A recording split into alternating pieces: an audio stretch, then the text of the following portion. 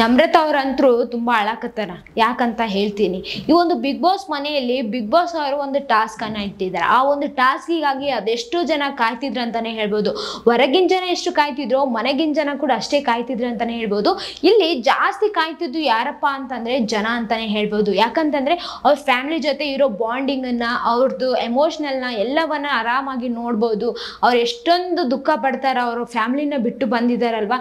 ಈಗ ಅವ್ರ ಫ್ಯಾಮಿಲಿನ ನೋಡಿದ್ರೆ ಅವ್ರ ಅಪ್ಪ ಅಮ್ಮ ಯಾರು ಬರ್ತಾರ ಅವ್ರನ್ನ ನೋಡಿದ ತಕ್ಷಣ ತುಂಬಾ ಖುಷಿ ಆಗ್ತಾರ, ಮತ್ತೆ ಆ ಒಂದು ಖುಷಿನಲ್ಲಿನೇ ಅಳ್ತಾರ ಅಂತ ಹೇಳಿ ಅದೆಷ್ಟು ಜನ ಕಾಯ್ತಿದ್ರ ಅಂತಾನೆ ಹೇಳ್ಬೋದು.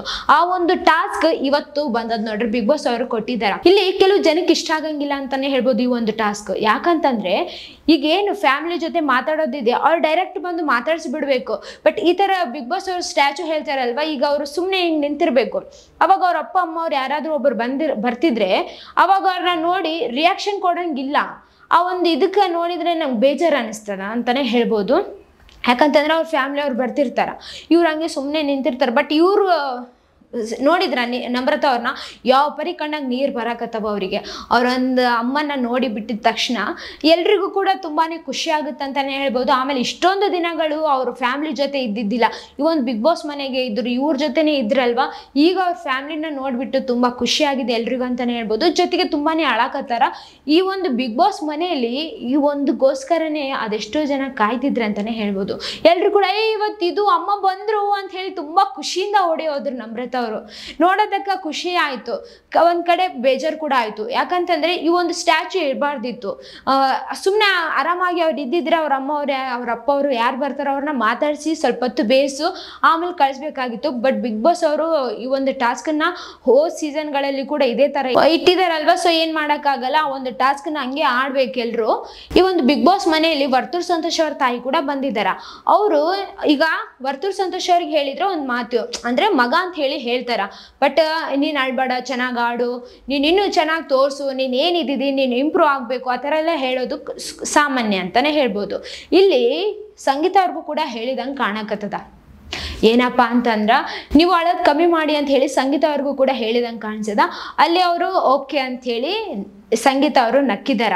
ಈ ಒಂದು ಬಿಗ್ ಬಾಸ್ ಮನೆಯಲ್ಲಿ ಯಾರೇ ತಾಯಿ ಬರ್ಲಿ, ಈಗ ನನ್ನ ಮಗ ಅಷ್ಟೇ ಇವ್ರಿಗಷ್ಟೇ ಸಮಾಧಾನ ಮಾಡ್ಬೇಕು ಅನ್ನೋದು ಇರಲ್ಲ ನೋಡ್ರಿ. ಅದೇ ತಾಯಿಯ ಪ್ರೀತಿ ಅಂತಾನೆ ಹೇಳ್ಬೋದು.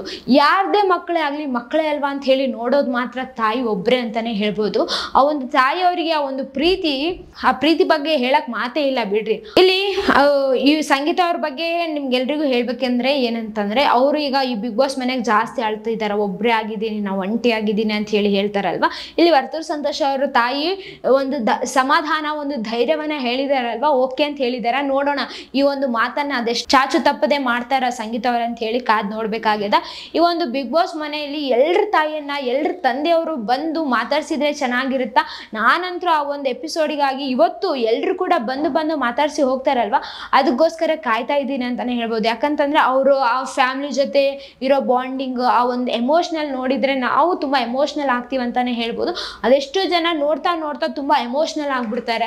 ಯಾಕಂತಂದ್ರೆ ಎಷ್ಟೋ ಜನ ಫ್ಯಾಮಿಲಿಯಿಂದ ದೂರ ಇರ್ತಾರ, ಅದ್ಯಾವ್ದೋ ಜವಾಬ್ದಾರಿಗಳಿಂದಾಗಿ ಮನೆಯಿಂದ ಹೊರಗೆ ಬಂದು ಕೆಲಸ ಮಾಡ್ತಿರ್ತಾರ. ಈ ಒಂದು ಎಪಿಸೋಡ್ ನ ನೋಡ್ಬಿಟ್ಟಿದ ತಕ್ಷಣ ಅವ್ರ ಕಣ್ಣಲ್ಲಿ ನೀರ್ ನಿಲ್ಲಂಗಿಲ್ಲ ಅಂತಾನೆ ಹೇಳ್ಬೋದು. ಇನ್ನ ಇವತ್ತಿನ ಎಪಿಸೋಡ್ ಅಂತೂ ನೋಡೋದಕ್ಕ ನಿಮ್ಮಷ್ಟೇ ಕುತೂಹಲದಿಂದ ನಾನು ಕೂಡ ಕಾಯಕತ್ತೀನಿ. ಈ ಒಂದು ವಿಡಿಯೋ ಬಗ್ಗೆ ನಿಮ್ಗೆ ಏನ್ ಅನ್ಸಿದೆ ಅಂತ ಹೇಳಿ ಕಮೆಂಟ್ ನಾಗ ತಿಳಿಸ್ರಿ. ಇದೇ ತರ ಮತ್ತಷ್ಟು ವಿಡಿಯೋಸ್ಗಾಗಿ ನಮ್ಮ ಚಾನೆಲ್ ಅನ್ನು ಲೈಕ್ ಮಾಡಿ, ಶೇರ್ ಮಾಡಿ, ಸಬ್ಸ್ಕ್ರೈಬ್ ಆಗಿ. Thank you.